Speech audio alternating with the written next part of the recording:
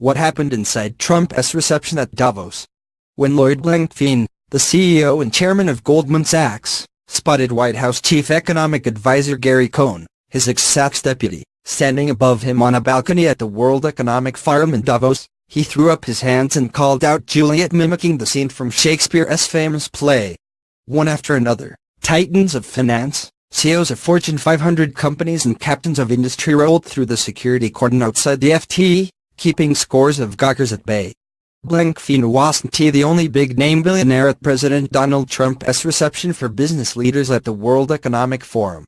This was a proper billionaires' fest.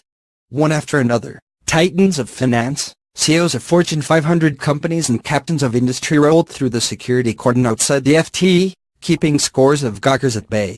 To give you the gist of it, I'll only list a few: Ray Dalio, founder of Bridgewater Associates, the world's largest hedge fund worth $17 billion, Stephen Schwarzman, chairman and CEO of the Blackstone Group worth $13.4 billion, and Michael Dell, CEO of Dell Technologies worth $24.9 billion. There were plenty of foreigners with deep pockets too, including Aliko Dangote, Africa's richest man at $13.90 billion.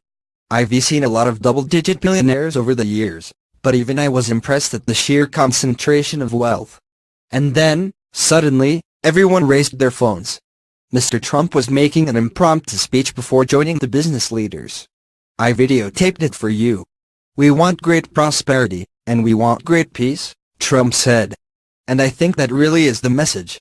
It has been going really well. A lot of people have been coming back to the United States.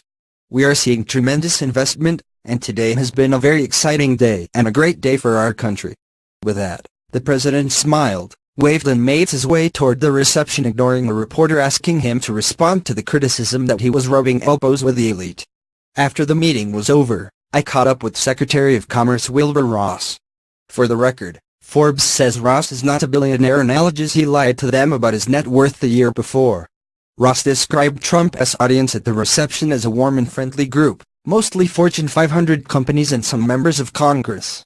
He predicted that Trump would deliver a great speech, referring to his formal speech at the World Economic Forum, which is slated for Friday at 2 p.m. local time.